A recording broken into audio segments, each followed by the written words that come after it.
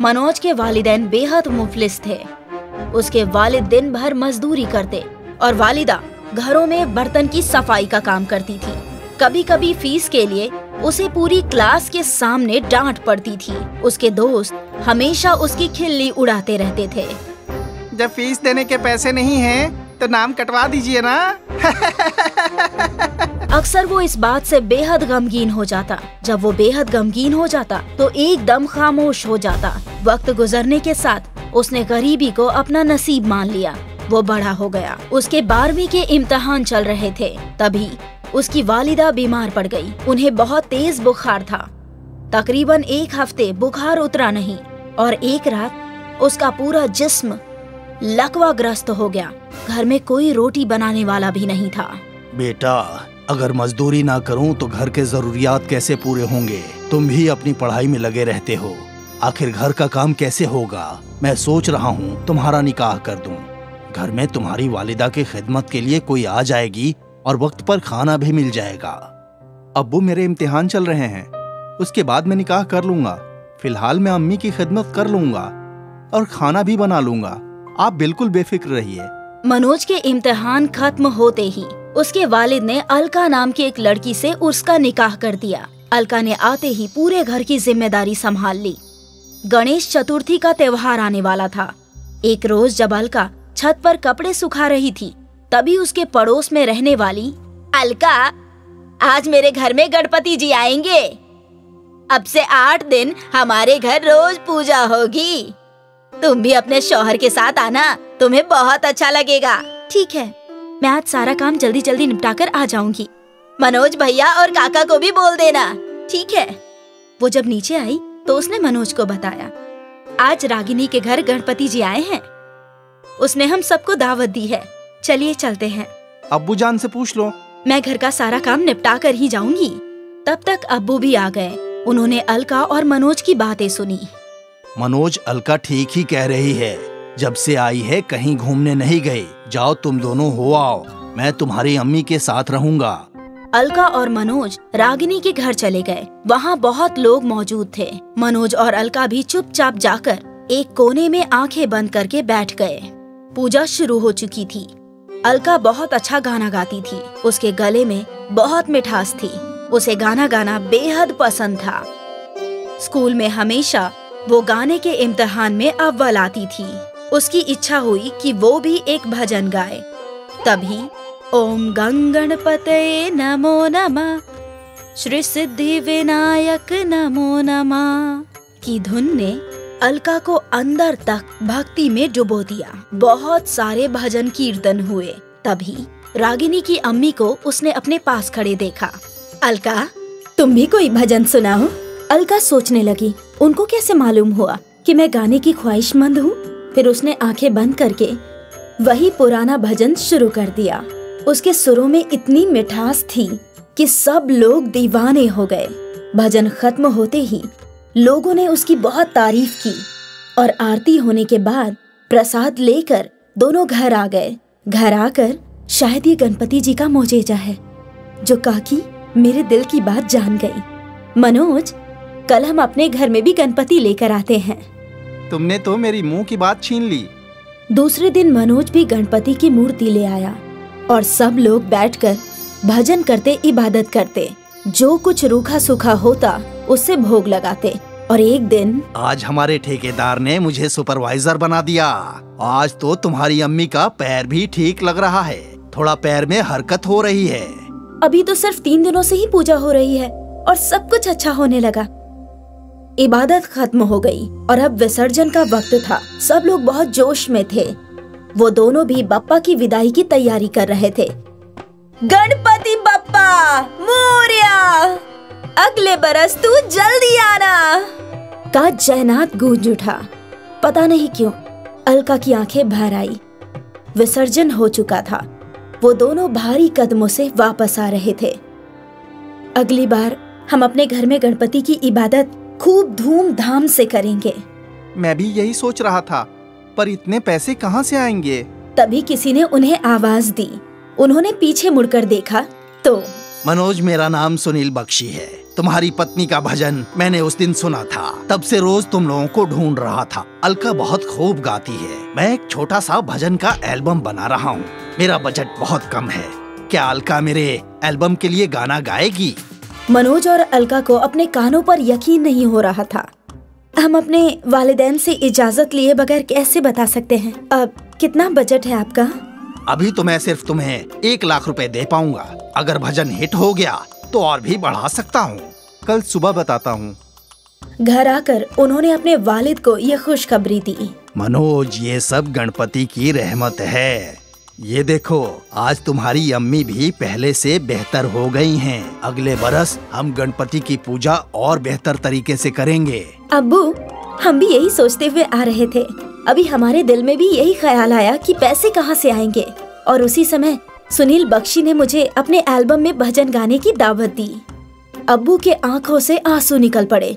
रात भर मनोज और अलका बेचैनी से करवटें बदलते रहे और दूसरे दिन ही सुबह सुबह सुनील बख्शी आ गया। उसने मनोज को 10,000 की गड्डी थमा दी। मनोज, मैं बड़ी उम्मीद लेकर आया था। नहीं नहीं, आपको गणपति बप्पा ने हमारे पास भेजा है।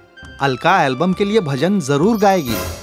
कुछ ही रोज में अलका के भजन की रिकॉर्डिंग शुरू हो गई। उसकी किस्मत बदल गई। अब वो एक मशहूर भजन गायिका बन गई थी और उसके बाद वो हर साल अपने घर में अपने दोस्तों और अजीजों और रिश्तेदारों के साथ पूरा हफ्ता गणपति की धूमधाम से इबादत करती। गणपति भगवान की मेहरबानी से उनकी वालदा भी ठीक हो गई। गणपति जी ने और उनकी इबादत ने उनकी जिंदगी ही बदल दी। आज नवीन, जो एक मैकेनिक था, अपनी बहन निशा को बाइक पर उसको कॉलेज छोड़ने गया। रास्ते में निशा के दोस्त निशा को घूरे जा रहे थे। निशा को ये देखकर बहुत कोफ्त हो रही थी। भाईजान, बस बस यहीं छोड़ दीजिए। पर बेटा, तेरा कॉलेज तो थोड़ा दूर है ना? हाँ, पर आप मुझे यहीं छोड़ दे। पर क्यों? भाईजान, मैंने कहा ना, आप मुझे यहीं छोड़ दे। मैं घर लौटकर बताती हूँ। नवीन ने निशा को वहीं छोड़ दिया और वो अपने काम पर निकल गया। निशा जैसे ही थोड़ी आगे गई तो उसकी एक सहेली उससे मिली। वो जो तुम्हें छोड़ने आया था, कौन था वो? कोई नहीं, ऐसे ही। तेरा बॉयफ्रेंड है क्या वो? नहीं नहीं, वो तो मेरे भाईजान हैं। तेरे भाईजान? वो तो एक मैकेनिक लग रहा था। हाँ, मैकेनिक ही है। वो मेरे दूर के भाई हैं। वही तो सोचूं, एक मैकेनिक की बहन इतने बड़े कॉलेज में कैसे पढ़ती होगी? खैर, ये सब छोड़ो। तू ये बता कि आज क्या खास है? अपनी सहेली की बात सुनकर निशा को अपनी माली हालत बहुत नागवार रही थी। शाम होने पर जब निशा घर आई। आ गई बेटा? हाँ भाईजान, आ गई। और कल से आप मुझे कॉलेज छोड़ने मत आना। पर क्यों? मेरे सारे दोस्त आपको देखकर सोचते हैं कि मैं मैकेनिक की बहन हूँ, फिर इतने बड़े कॉलेज में कैसे पढ़ती हूँ। तो क्या हुआ? तुझे तो फक्र होना चाहिए। नहीं भाईजान, सबकी बातें सोचती हूँ तो सोचती हूँ कि मैं इतनी गरीब क्यों हूँ। आप बस मेरे कॉलेज मत आना। मैं नहीं चाहती आपके मैकेनिक होने पर मेरे दोस्त मेरा मजाक उड़ाए। ठीक है। निशा हाथ मुंह धोने के लिए अंदर चली गई और नवीन अपनी अम्मी की तस्वीर से बात करने लगा। देख रही हो अम्मी, आज आपकी लाडली को मेरे मैकेनिक होने से भी शिकायत है। अगर आप और अब्बू होते तो आज मैं भी पढ़ा लिखा होता और तब शायद निशा को मुझसे कोई परेशानी नहीं होती। पर जैसी भी है, निशा मेरी छोटी बहन है और मैं अपनी जिम्मेदारी जरूर निभाऊंगा। उसे पढ़ा लिखा कर बहुत बड़े ओहदे पर बिठाऊंगा। उस दिन के बाद नवीन कभी निशा के कॉलेज नहीं गया। समय बीता। निशा को अजय से मोहब्बत हो गई। अजय एक बहुत ही पैसे वाला परिवार का लड़का था। उसके पास खुद की गाड़ी और बंगला भी था। I love you Ajay. I love you Nisha. शायद अब हमें निकाह कर लेना चाहिए। नेकी और पूछ पूछ? बोलो, कब अपने अब्बू को तुम्हारे घर लाऊं? तुम मेरे घर मत आओ। मैं ही अपने भाईजान को तुम्हारे घर भेजती हूँ। जैसी तुम्हारी मर्जी। निशा घर आई और उसने अपने भाईजान से बात की। भाईजान, अजय और मैं एक दूसरे से मोहब्बत करने लगे हैं और हम दोनों निकाह करना चाहते हैं। ये तो बहुत बेहतर बात है बेटा। लेकिन भाईजान, वो बहुत रईस है। उन्होंने अपने रिश्ते की बात करने के लिए बुलाया है। कहीं आपको देखकर उनका मन बदल गया तो? ऐसा कुछ नहीं होता है बेटा, तू फिक्र मत कर। मैं कुछ भी करके तेरा रिश्ता तय करके ही आऊंगा। भाईजान प्लीज अच्छे कपड़े पहनकर जाना। तू खुद ही अपने पसंद के लिबास निकाल दे, मैं वही पहनकर चला जाऊंगा। अगले दिन निशा ने अपने भाईजान को अच्छे कपड़े पहनाए और वो अजय के वालिद कृष्णा जी से मिलने उनके बंगले पर गए। आइए आइए नवीन जी, तशरीफ लाइए। नवीन ने अंदर आते ही कृष्णा जी के पैर छू लिए। अरे मेरे पैर छूने की क्या जरूरत थी बेटा, आप मुझसे बड़े हैं और यही मेरा रिवाज है कि बड़ों का आदर करो। वाह, आपकी बहन बहुत ही नेक होगी, मुझे यह रिश्ता मंजूर है। यह तो बहुत खुशी की बात है, पर आपको हमारे परिवार के बारे में और भी बातें जान लेनी चाहिए। देखिए, मैं एक मैकेनिक हूं और हमारी माली हालत भी बहुत अच्छी नहीं है। मैं जानता हूं, पर मुझे आपके मैकेनिक होने से कोई फर्क नहीं पड़ता। मुझे मेरे बेटे के लिए अच्छी बीवी चाहिए। पैसा तो हमारे पास बहुत है। मैं बता नहीं सकता कि आपकी बात सुनकर मैं कितना खुश हूं। तो मिठाई खा के मुंह मीठा कीजिए। जरूर। कृष्णा जी और नवीन ने मिठाई खाई और अजय और निशा का रिश्ता तय हो गया। अगर आप बुरा ना माने तो मैं आपसे कुछ पूछना चाहता हूं। जी पूछे ना। आपकी उम्र लगभग 25-30 तो होगी ही। जी। और सुना है कि आपकी अम्मी निशा के जन्म के वक्त ही अल्लाह को प्यारी हो गई थी। जी, उस वक्त मैं 10-12 साल का रहा होऊंगा जब निशा पैदा हुई थी और मेरी अम्मी ने निशा को मेरे हाथ में दे दिया और वो मुझसे बोली, आज से ये तेरी जिम्मेदारी है। तू इसका भाई नहीं, अम्मी अब्बू दोनों है। और बस तब से जो काम मिला वो करके मैं दोनों का पेट पाल रहा हूँ। पर मैंने निशा को किसी चीज की कमी नहीं होने दी। उसे अच्छे स्कूल में दाखिला करवाया, अच्छे कॉलेज में दाखिला करवाया। चाहे मैं जैसे भी रहूं, लेकिन निशा को मैंने सब कुछ अच्छा ही दिया है। ये सब सुनकर बेटा तुम्हारे लिए मेरे मन में इज्जत और बढ़ गई है। बस अब जल्द से जल्द निशा और अजय का निकाह करना है। निशा और अजय का धूमधाम से निकाह हुआ। नवीन ने अपनी जिम्मेदारी बखूबी निभाई। निकाह के 2 साल बाद निशा हामिला थी। पूरा परिवार खुश था। ये बात अपने भाईजान को भी बता दो। नहीं नहीं, उन्हें मत बताओ, वो यहाँ भागे चले आएंगे। और तुम्हें तो पता है ना, वो एक मैकेनिक है और हम इतने अमीर, अच्छा नहीं लगता। निशा की ये बात कृष्णा जी ने सुन ली।